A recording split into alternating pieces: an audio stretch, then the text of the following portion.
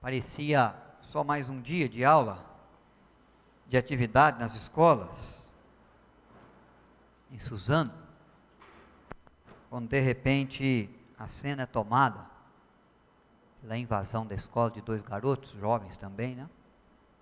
Que sacam das armas, que começam a ceifar vidas indiscriminadamente, não importa quem.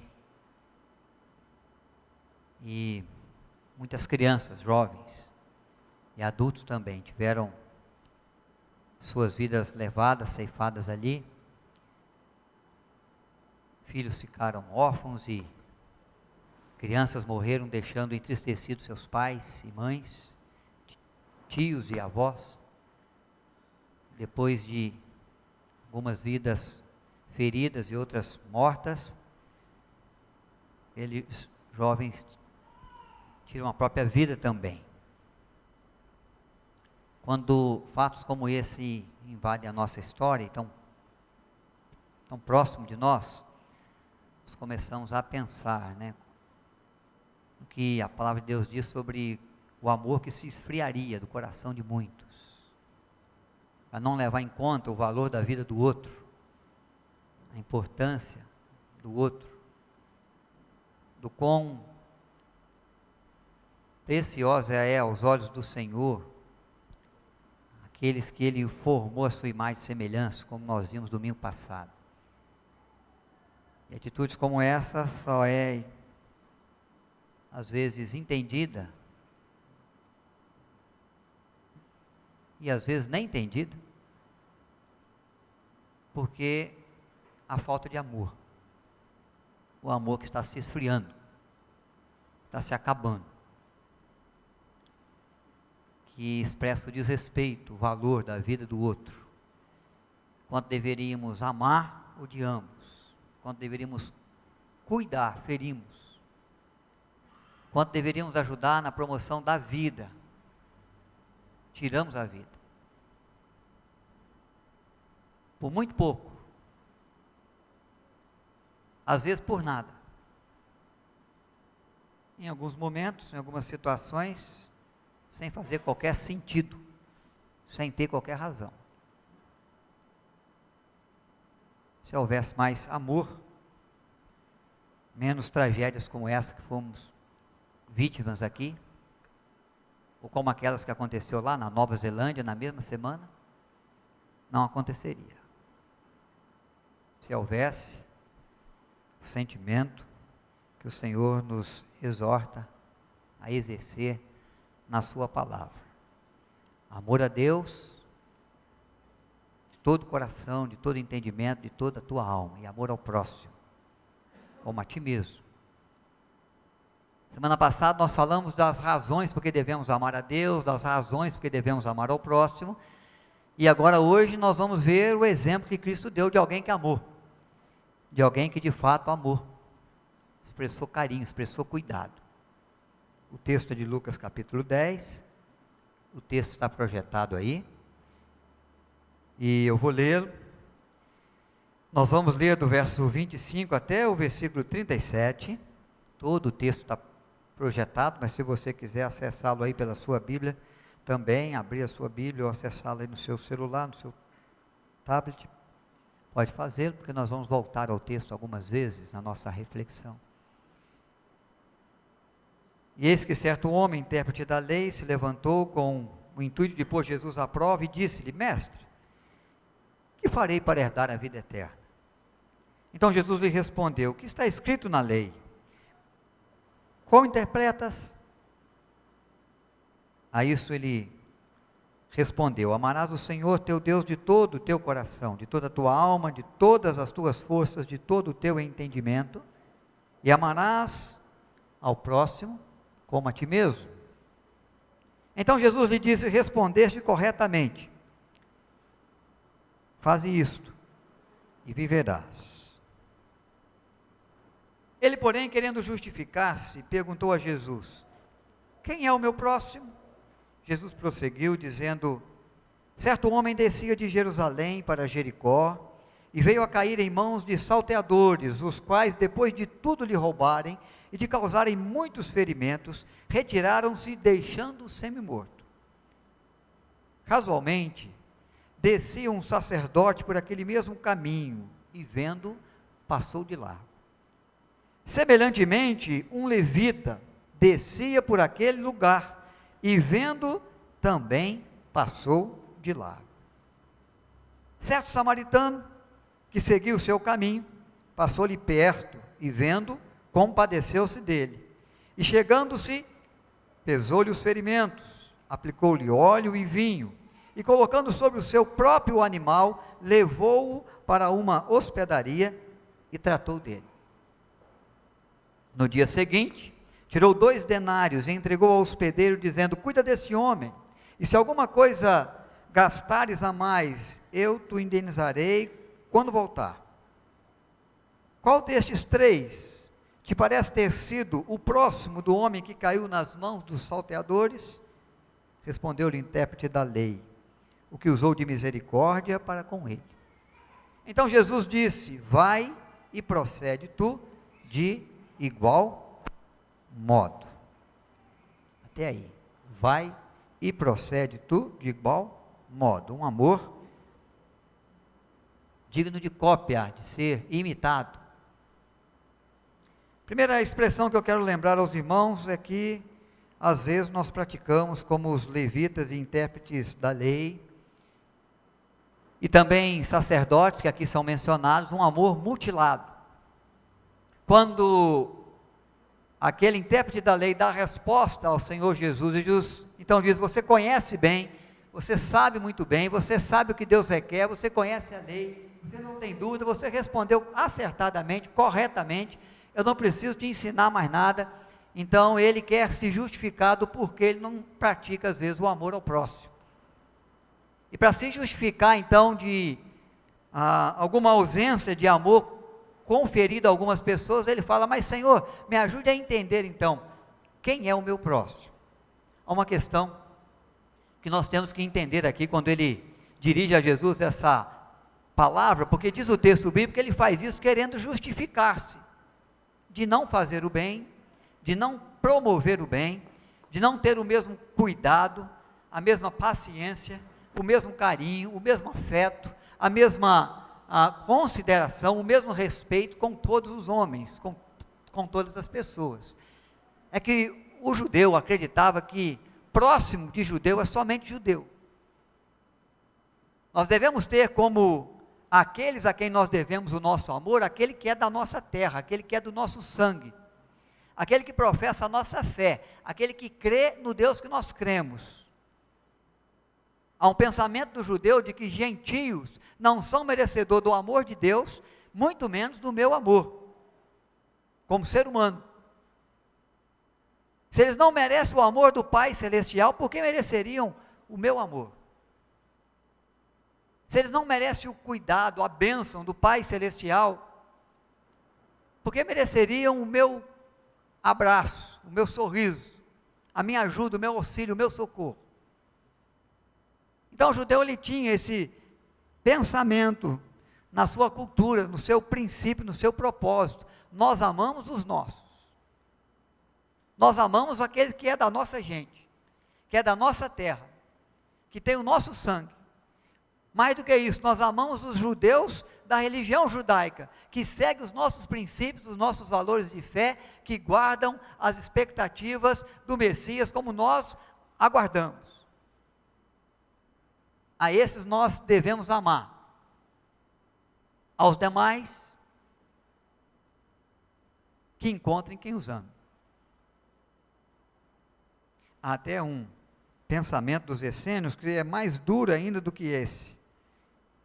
É que eles exigiam não só que o estrangeiro não fosse amado, não. É que eles exigiam que os estrangeiros fossem odiados, por não trazerem no coração a fé no Deus vivo e verdadeiro. Então a proposta do judeu é: amamos os nossos e odiamos os que não são nossos. E esse não é o princípio da religião cristã. Não é o princípio que Cristo quer deixar aos seus discípulos, à sua igreja. E é por isso que ele pergunta: quem é então o meu próximo? Quem é merecedor do meu amor? Não são só os meus, não são só os judeus? O que nós vemos é que, às vezes, nós temos esse mesmo sentimento, fazemos a mesma seleção de pessoas, nós amamos os nossos. Nós amamos os que cheiram como nós cheiramos. Os mal cheirosos, nós deixamos de lado. Aqueles que frequentam os lugares que nós achamos que somos dignos de frequentar. Aqueles que não são, nós passamos de largo. Nós mantemos distância. Nós amamos, nós cumprimentamos os que nos cumprimentam. Nós consideramos quem nos considera. Nós sorrimos para quem sorri para nós.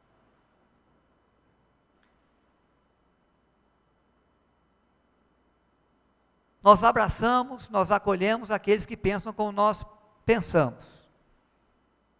Então, algumas pessoas que pensam diferente, não têm o nosso amor, não têm o nosso carinho, não têm o nosso respeito, não têm a nossa consideração. Não amamos revolucionários, não amamos políticos que nos roubam, não amamos marxistas, não amamos seres humanos que andam por aí, perambulando pela rua, não tendo aonde se acolher, se abrigar, mal cheirosos, andarilhos, maltrapilhos da cidade. Não amamos corintianos, porque somos palmeirenses. Embora os consideramos bastante, viu, seu João? Não amamos a sogra ou o cunhado. Não amamos a nossa nora. Porque acreditamos que ela tirou de nós o que nós tínhamos de mais precioso. Nosso bem maior. Nosso filhinho querido. Não amamos aqueles que nós julgamos que não merecem o nosso amor, como os judeus julgavam que se não é judeu, não tem sangue judeu, não é da religião judaica, não precisa ser amado. É um amor mutilado. Amamos aqueles que nós entendemos que mereçam. Que esteja em pé de igualdade com a gente. Se pensa diferente da gente, se é um assassino, se é um ladrão, não merece o nosso amor. Então, irmãos, é um amor mutilado, que o intérprete da lei praticava, que o sacerdote também, que o levita também, embora vivessem no contexto da religião, vivessem no contexto da adoração a Deus, do culto a Deus. Embora tivessem no templo o papel de cuidar das pessoas, de abraçar as pessoas, de orientar as pessoas, de amar o próximo, como o grande mandamento que Deus nos deixou, como nós vimos semana passada. Então o Senhor Jesus vai apresentar um amor que é digno de ser seguido, de ser copiado, o amor de um samaritano. Jesus é cheio de humor, e alguns já sabem por quê, e outros vão descobrir por quê, porque samaritanos não eram amados dos judeus, samaritanos eram odiados por judeus. Mas no exemplo que Jesus dá, judeus não amam, samaritanos sim, amam e cuidam. Jesus dá uma cutucada com um alfinete bem comprido, porque quando vem o sacerdote pelo caminho, vem o levita, o cara pensa, esse vai ajudar, né? Esse vai socorrer. Ainda bem que vem alguém pelo caminho aí, que vale a pena, e passa de largo. Mas o samaritano, ele pensou, se esse aí já encontrou esse semi-morto, vai acabar de matar, né? Então, Jesus conta essa parábola. Essa não é uma história que aconteceu de verdade. Jesus conta uma história para exemplificar uma grande verdade, da importância do amor, do valor de amor na vida, na história de alguém. E é por isso que ele fala que pode ser qualquer pessoa, certo homem, poderia ser judeu, poderia ser gentio, poderia ser de posses, de títulos, Jesus não menciona, nada disso. Ele tem a intenção mesmo de não mencionar. Ele não quer saber se é da religião judaica, ele não quer saber se praticava outra religião. Ele diz que um homem vinha pelo caminho. Esse caminho é o caminho da religião cristã, ou da religião judaica. É o caminho que vai do templo de Jerusalém a Jericó. de 900 metros acima do mar para 300 metros abaixo do mar, da cidade santa para a cidade primeira conquistada por Josué na terra prometida, onde aconteceu o milagre das trombetas e das muralhas que tombaram pela graça do poder de Deus, doando a terra, entregando a terra nas mãos dos judeus com promessa. Levitas moravam lá embaixo, muitos levitas, muitos sacerdotes moravam lá na região de Jericó, lá em Jericó, e subiam ao templo para cumprir o seu papel de sacerdote, de levita, de adoradores, de conduzir o povo diante de Deus na adoração, no culto, e estavam voltando do trabalho, estavam voltando do exercício religioso, voltando do culto, voltando da adoração comunitária, do serviço que prestaram ao Senhor, com rituais, com sacrifícios, com cânticos, com adoração no templo. Mas o que acontece é que no caminho dos religiosos, no meu caminho, no seu caminho, no caminho do ser humano, na estrada da vida, pode ser qualquer uma, Jesus mencionou uma para identificar que por ali passavam muitos religiosos, subiam muitos levitas, desciam muitos sacerdotes, era um caminho comum para levitas e sacerdotes.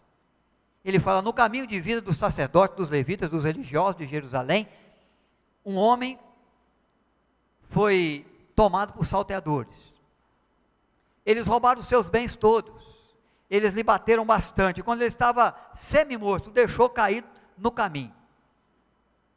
Então não importa que homem é esse, se tinha título, se não tinha, se era judeu ou se não era, Jesus não quer saber quem é, ele quer saber que havia uma pessoa ferida, uma pessoa machucada, uma pessoa maltratada, uma pessoa que no caminho da vida se deparou com pessoas que querem saquear, que querem maltratar, que querem tirar os direitos, que são violentos.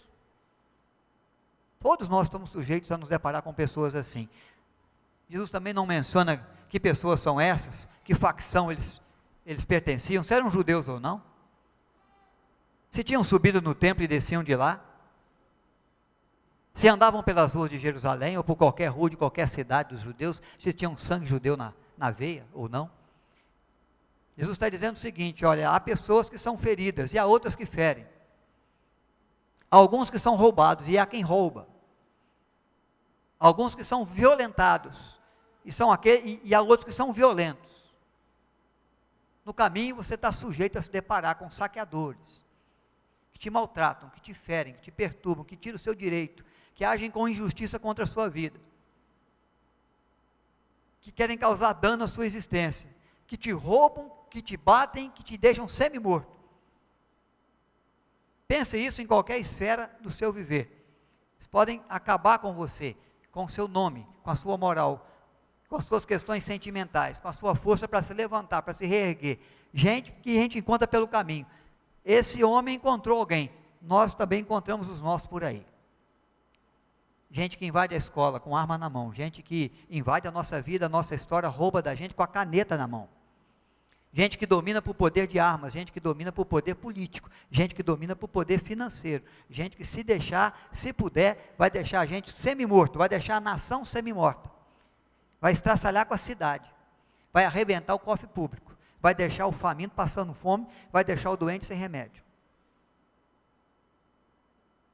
Com o poder da arma, ou com o poder da caneta, ou com o poder de uma cadeira, de um diploma, de um assento, de uma poltrona, de um título. Então Jesus vai nos ensinando essas coisas, irmãos, de que nós estamos passíveis a essas coisas. E os judeus também estavam. Então Jesus diz essas coisas aí. Certo homem, pode ser você ou eu, pode ser o nosso vizinho, está no caminho da vida, pode ser a pessoa que desce com você o elevador, que encontra com você no portão de saída do seu condomínio, aquele que cruza com você a calçada, ou que se assenta para tomar um café na roda de professores da escola, ou mesmo no pátio da escola, como colega seu de turma ou não, mas no caminho, todos nós estamos no caminho, e de repente, são tomados, é tirado os direitos, a vida, tirados os bens, é deixado semi-morto. Alguém que está sofrendo, alguém que está padecendo de dor, alguém que está precisando de ajuda, alguém para quem você olha e fala, fulano está em dificuldades. Aquela pessoa está sofrendo, a casa dela está destruída, a confiança dela está mal, a depressão nela é muito forte, a crise de pânico, o medo, o temor é violento, ela tem decisão para tomar e não sabe o caminho a tomar, não sabe que direção seguir, que escolha fazer, está aflita, fulano está machucado, ferido com a sua alma, em razão dos seus pecados, das suas iniquidades, por não conhecer o Senhor, anda por caminhos escorregadios, vive tropeçando, vive caindo, vive numa vida de caos, porque não tem tido a luz de Deus para iluminar a sua direção. Então deixa o homem lá, semi-morto, e a proposta que nós temos que pensar pode ser qualquer pessoa, às vezes sou eu e você que estamos jogados lá, tá? Pode ser qualquer um também que tomou, que roubou, que levou, todos estão sujeitos. Na história de Cristo, aquele homem sem nome, sem título, mas alguém que Jesus quer fazer o intérprete da lei pensar. O que nós devemos fazer quando Deus, na sua providência, nos coloca diante de pessoas assim? Não os que roubam, não os que matam, mas os que já foram roubados, os que já foram feridos, os que estão machucados, os que estão aflitos, como ovelhas sem pastor. Qual é o propósito de Deus? Primeiro eu quero ver aqui o que não fazer. O que nós não podemos fazer, nós não podemos ser indiferentes. O sacerdote, o levita, é aquele que representa a pessoa indiferente. Passa de largo, está caído, está machucado, eu tenho as minhas razões, eu tenho a minha pressa, eu tenho a minha agenda, eu venho lá do templo, eu estou cansado, não importa, eu passo de largo, eu mantenho distância, sou indiferente. O sacerdote, o levita é indiferente, o intérprete da lei que está diante de Cristo, Cristo identifica, é indiferente. Se não for judeu, ele é indiferente. Se não se identifica com ele, ele é indiferente. Eles vêm do templo, eles estavam adorando a Deus, eles estavam cultuando a Deus, eles se deparam numa oportunidade de continuar servindo a Deus, servindo ao próximo através do amor. Continuar cultuando a Deus, glorificando a Deus com a sua atitude de cuidado, de carinho, de auxílio para aquele que necessita. Eles viram as costas, eles prestam indiferença, eles passam longe. E eles têm as suas justificativas, cada um tem a sua.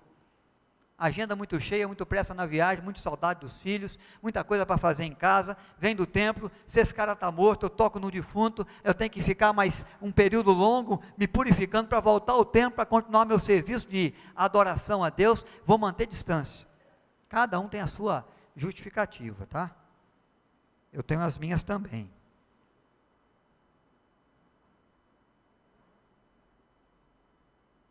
E eu posso mencionar algumas aqui. Às vezes nós dizemos assim, nas nossas justificativas para não fazer, tá? Para não fazer. Eu já faço muito no reino de Deus, lá na igreja. Eu não preciso fazer mais um bem aqui, porque o que eu já faço para o Senhor na igreja é suficiente, está bom, como sinal da minha gratidão, da minha adoração, é o bastante. O sacerdote vem pensando nisso, trabalhei muito para o Senhor hoje. O levita também, eu já louvei muito ao Senhor hoje, já cantamos muitas canções, estou até meio rouco, não preciso fazer mais nada, Deus já viu a minha gratidão, Deus já recebeu a minha adoração, Ele não vai levar em conta isso. Outras vezes, nós dizemos assim, pobreza, caos, miséria, gente machucada, gente ferida, às vezes acontece pela escolha que toma.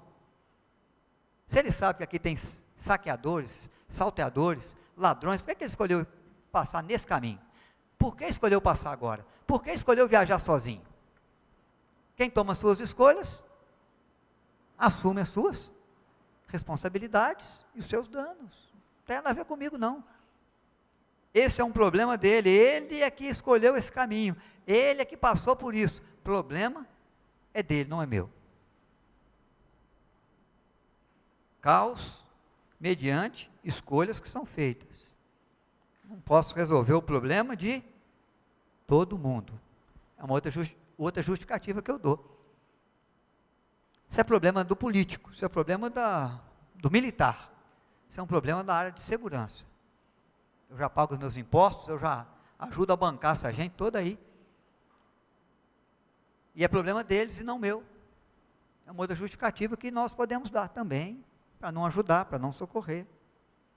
Minha agenda está muito cheia, o horário para mim é muito impróprio, eu tenho muita coisa a fazer agora, muita gente para ver, muita coisa depende de mim lá em casa, em outros lugares. Como é que eu vou parar exatamente agora para socorrer esse aflito? Para ajudar esse necessitado? Vamos deixar para fazer depois. Ou vamos deixar para fazer para uma outra pessoa, como eu já tenho feito, e vou fazer agora, seguindo o meu caminho.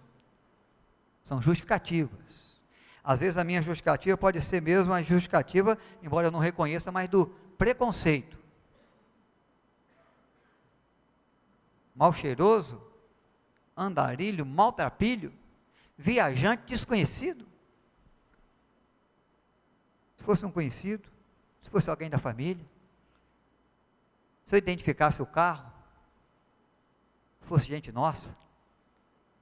Então, às vezes, nós usamos do nosso preconceito. Eu ajudar um assassino, está tendo o que de fato merece. Um ladrão, bem feito. Castigo de Deus. Uma prostituta, um negro, um gentio, um estrangeiro. Então, assim como estes homens, nós tínhamos também e temos também as nossas preferências e as nossas justificativas para não atender.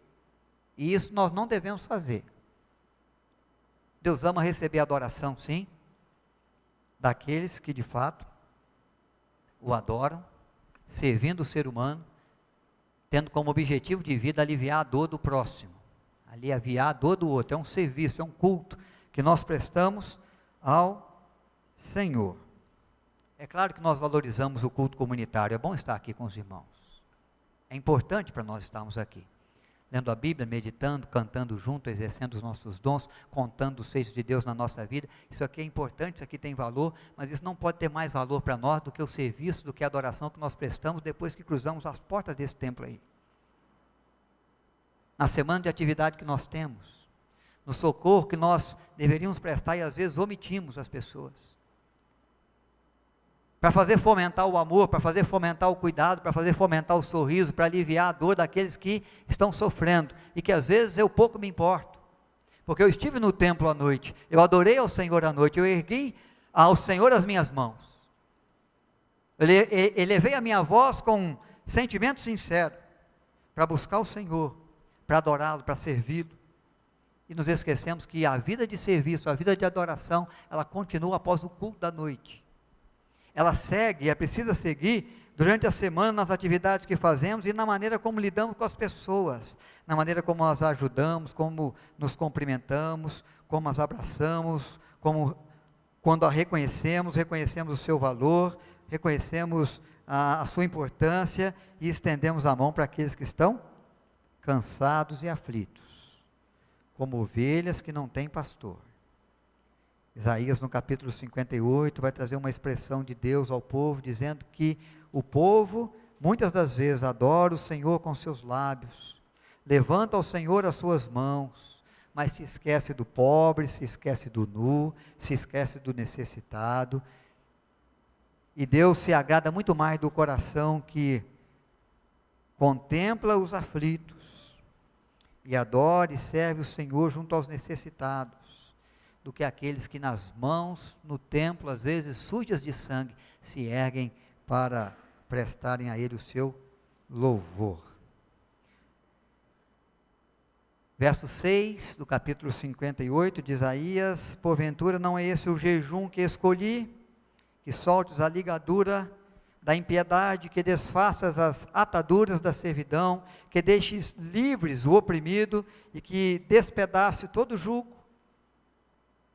Porventura não é também que repartas o pão ao faminto e que recolhas em casa os pobres desabrigados e que, se o vires nu, o cubra e não te escondas do teu semelhante? o Senhor vai nos ensinando a agir corretamente no propósito pleno do amor digno de cópia. Então não podemos, irmãos, de maneira alguma passar de largo.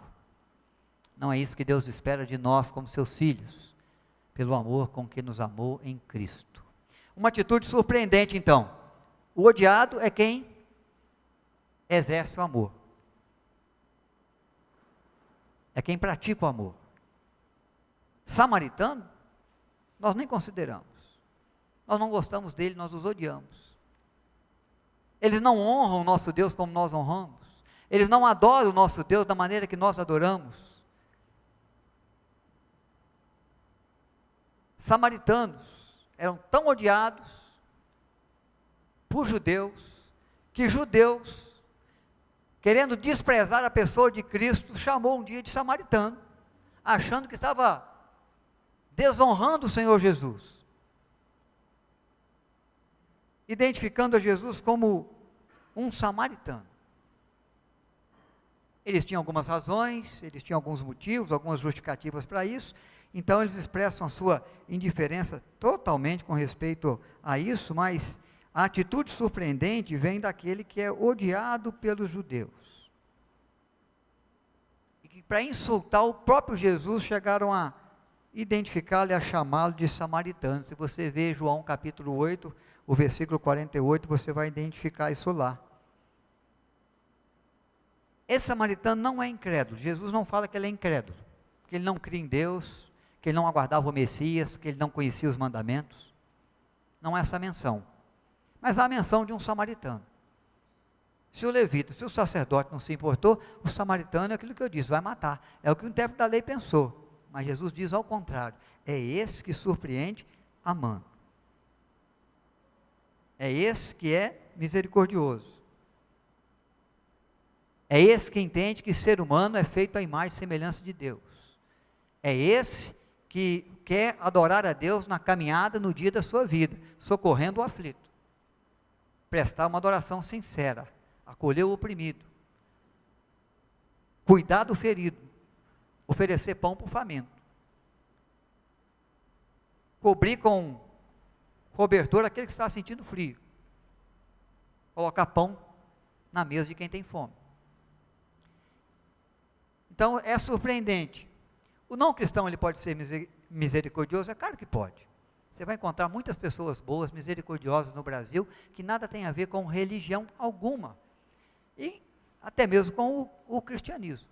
Por que o ser humano ele pode ser misericordioso não sendo cristão? Porque ele é feito à imagem e semelhança de Deus. Deus é misericordioso. Deus comunicou misericórdia ao nosso coração. Deus é bondoso, Ele comunicou bondade ao nosso coração. Qualquer ser humano tem condição de ver no outro um semelhante, e é capaz de ter compaixão dele, e tomar alguma atitude para ajudá-lo, para socorrê-lo. Não precisa ser cristão para ser misericordioso. Você pode ser e deve ser exatamente porque você é feito à imagem e semelhança de Deus. O não cristão, ele pode ser sim misericordioso, mas o cristão ele tem a responsabilidade de ser, pela misericórdia que recebe de Deus, pelo conhecimento que tem, do quanto essa misericórdia o assiste, do perdão que traz, da graça que renova, do cuidado que manifesta, do amor que é derramado junto aos corações e junto à história. O não cristão, ele não tem essa responsabilidade, embora ele faça.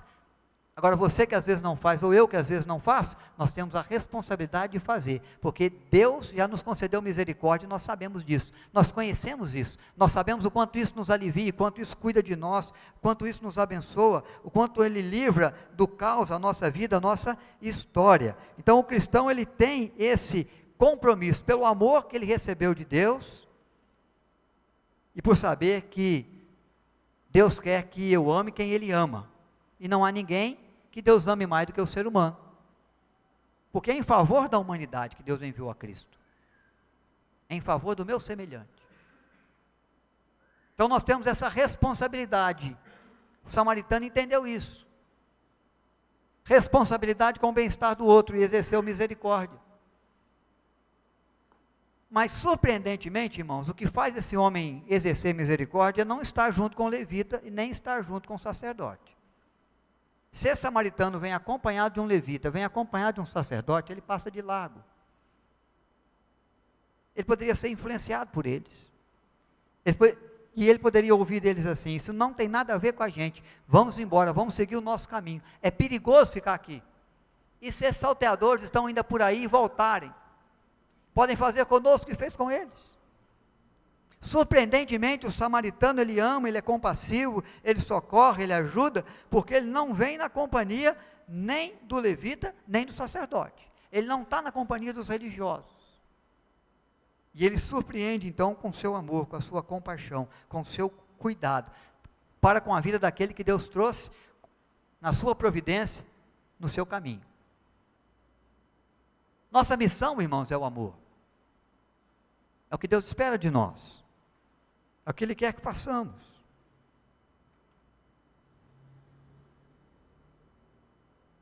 Então, esse amor começa com a aproximação. Vamos ver aí, na palavra, certo samaritano, verso 33 do capítulo 10 de Lucas, que seguiu o seu caminho, passou perto.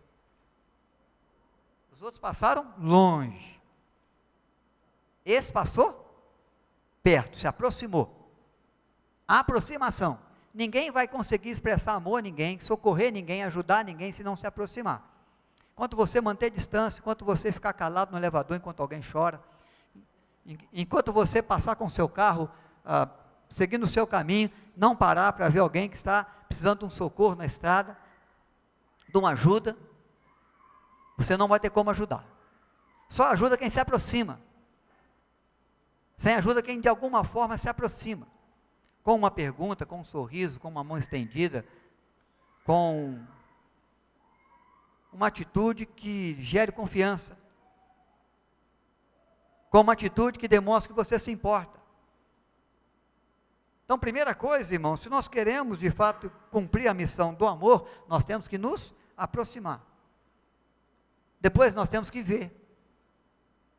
O texto vai seguir dizendo: o samaritano passou perto, vendo, compadeceu-se dele. Às vezes a gente não quer ver. Tem alguém machucado, tem alguém ferido, você vira o rosto para o outro lado, faz de conta que eu não vi nada. Tem alguém chorando, você tapa os ouvidos. Tem alguém pedindo socorro, você na sua justificativa arruma um jeito de fazer de conta que você nem ouviu. Como se não fosse com você, nem para você, mas está no caminho da sua vida, no caminho da sua história. Está na mesma calçada, está no mesmo condomínio, está no mesmo elevador, está no mesmo ambiente de trabalho ou de estudo. Deus colocou lá, a divina providência trouxe para você. É preciso que você se aproxime e é preciso que você enxergue a dor, enxergue o sofrimento, enxergue a aflição. E manifeste o amor que te leva à compaixão e ao comprometimento. Então diz o texto que ele, vendo, compadeceu-se. Compaixão. O homem está semi-morto. Verso de número 34. Depois que ele se aproximou, depois que ele sentiu, ele viu e sentiu, ele vai agir. E chegando, pesou-lhes os ferimentos, aplicou-lhe óleo, vinho, e colocando sobre o seu próprio animal, levou-o para a hospedagem e tratou dele. Compaixão. Ele pensou: esse sujeito tem uma alma como eu tenho. Ele tem sofrimento, ele tem dor, ele sente como eu sinto também. Ele está aqui precisando de cuidado, eu preciso cuidar. E para cuidar, ele então vai tomar algumas atitudes. A primeira atitude, ele vai parar, ele vai dar o seu tempo. Não importa se ele tem que chegar, onde ele tem que chegar, se tem pressa para chegar, se tem outras coisas para fazer, ele vai parar, ele vai dar o seu tempo. Ninguém ajuda ninguém, ninguém manifesta amor a ninguém, se não está disposto a doar tempo. Ele correu risco, de fato, os salteadores podiam estar por ali ainda à espreita, esperando mais alguém para pegar, alguém que parasse, alguém que descesse do cavalo. Ele correu risco. Às vezes, para ajudar alguém, pode ser que você tenha que correr riscos. Você tem que correr os riscos que forem necessários. Você tem que dispor do seu conforto. Você vai ver que o homem, ele coloca o machucado no cavalo e ele segue a pé. Ele oferece o cavalo, a condução que ele tem para socorrer o aflito. E ele segue na caminhada a pé. Vai ser mais difícil, vai ser mais longa, vai ser mais cansativa. Ele era levado, agora ele vai ter que puxar as rédeas e levar. Ele tem que dispor a fazer sacrifício. Ele tem que dispor de doar o que for necessário, o que for preciso doar. Ele tinha vinho, ele deitou o vinho. Ele tinha azeite, ele deitou o azeite. São elementos medicinais também para o tempo e nos tempos de Cristo. Elementos de primeiros socorros que ele levava para a viagem, mas eram deles. Tinha custado o recurso dele, e ele usa em favor do ferido. Depois ele chega na hospedagem, ele tira dinheiro do bolso para ajudar no cuidado que aquele homem precisava na hospedagem. Ele está disposto, irmãos, a ajudar aquela alma, aquele ferido, aquele aflito, e ele está então trazendo os seus recursos e colocando à disposição naquilo que ele pode para socorrer o ferido, o aflito. Então, quando nós olhamos o amor que expressa compaixão, nós temos que saber, o amor que leva a compaixão, nos leva ao comprometimento, porque pode pedir de nós tempo, pode pedir dinheiro, pode pedir que a gente abra a mão do nosso conforto, pode pedir que a gente corra os nossos riscos, pode pedir que a gente tenha que oferecer o que é disponível da nossa vida, para que o outro seja assistido no amor que nós expressamos. E aí você vai para Oséias capítulo 6, versículo 8, você vai ver Deus dizendo: não são os muitos ribeiros de azeite, ou muito gado, ou muitos carneiros que eu quero como sacrifício, mas eu quero que você ame a misericórdia, que você cuide do aflito, que você socorra o necessitado. Isso é culto, isso é adoração, isso é de fato reconhecimento do amor de Deus, isso é prestar serviço ao reino de Deus, quando eu amo o meu próximo, pela compaixão, pelo comprometimento que eu tenho com ele. Aí Jesus volta com a pergunta para o intérprete da lei, mas uma pergunta diferente daquela que ele fez. Ele falou assim: quem é o meu próximo? Não é só os judeus? Ele queria justificar-se, não é isso? Jesus faz uma pergunta diferente para ele depois que acaba a história. Ele fala assim: quem foi o próximo daquele semi-morto? Então não importa quem é, a pergunta não é quem é o meu próximo. A pergunta é se eu sou próximo daqueles necessitados, que Deus traz com a sua providência e põe no meu caminho, que bate a minha porta, que mora ao meu lado, que trabalha onde eu trabalho, que estuda onde eu estudo, que atravessa a mesma rua que eu atravesso, que mora na mesma cidade que eu moro, no mesmo país. O que eu tenho feito por eles, porque ele é o meu próximo.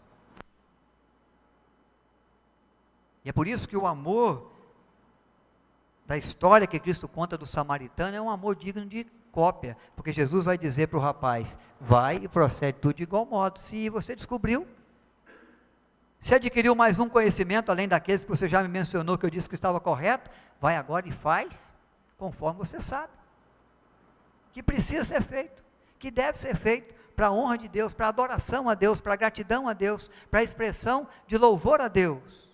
Vai, procede tu de igual modo. Um amor digno de ser copiado, imitado, porque é o amor que glorifica a Deus, mais do que os muitos cânticos, as mãos levantadas, os sacrifícios de adoração no templo. É o serviço prestado em amor ao próximo na vida, porque Deus nos amou primeiro, porque ninguém nos amou como Cristo nos amou, e quando amamos o próximo, amamos aquele que Deus amou, e estamos contribuindo para a glória de Deus na vida daquele semelhante nosso, daquele irmãozinho, daquela irmãzinha, daquele homem, daquela mulher, daquela criança, daquele jovem, que atravessando as suas lutas, pode ter a minha mão estendida, o meu ouvido atento, o meu ombro amigo, o meu sorriso, a minha ajuda, o meu auxílio, o meu socorro. Quem sabe que pode fazer o bem e não faz, está pecando. E quem recebeu o amor tão grandioso de Deus, não pode se negar a amar a Deus sobre todas as coisas, e ao próximo como a ti mesmo. Isso resume os mandamentos. Por isso o desafio de Cristo ao intérprete da lei e a nós: vai tu, faz de igual modo. Nós vamos sair da porta do templo aqui, vamos sair, vamos embora. Deus vai colocar as pessoas na sua divina providência no nosso caminho. que existe em nossa disposição de cumprir a missão de amor que Ele confia à nossa mão, à nossa vida para cumprir. Está correndo um texto na internet, pode ser que você já tenha recebido no seu grupo de WhatsApp, que uma professora chegou na sala e estava sendo comentado então sobre o problema das mortes em Suzano, na escola de Suzano. E ela deixou a conversa correr entre os alunos, quando de repente um aluno de 10 anos levantou e perguntou para ela: professora, quem é que matou aquele jovem que assassinou as pessoas na escola? E ele disse então: ele mesmo se matou. E aquela criança de 10 anos, ela seguiu dizendo assim: então, meu pai e minha mãe, eles brigam às vezes, e eles ficam sem falar por algum tempo, e quando eles voltam a conversar e eles se acertam, minha mãe diz assim: quando você fica sem falar comigo, você me mata. E aquele menino de 10 anos disse para a professora assim: será que ele não se matou então porque não tinha ninguém para conversar com ele? Será que não faltou para ele, não tem faltado para alguns, nos caminhos que tomam, nas decisões que tomam, nos erros que cometem, porque falta alguém para conversar, para dar um ouvido atento para um desabafo, para dar um bom conselho, para tirar do caminho, da perversidade, para aliviar a alma, para tirar da mente o plano maquiavélico de ceifar vidas, entrando numa escola e planejando isso há mais de um ano, para atirar, pega em quem pegar. Será que não tem faltado à igreja ser esse ouvido, ser essa conversa, ser esse elo de diálogo? Será que não tem faltado a mim, a você isso? E por isso muitos estão morrendo, ou matando, porque não tem com quem conversar, mas cruzam com membros da igreja, com irmãos nossos, cruzam conosco nas ruas, nos condomínios, nas escolas, nas cidades, nas mensagens de internet, nos sites, e às vezes não tem com quem falar.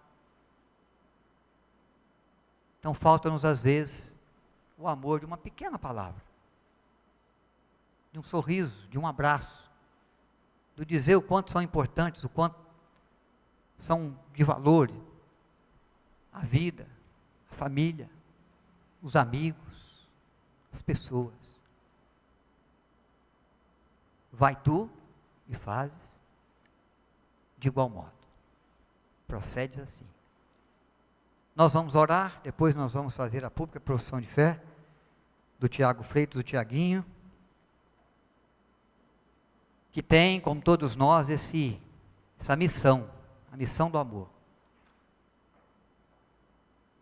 a missão do cuidado, a responsabilidade com o outro, pela fé em Cristo.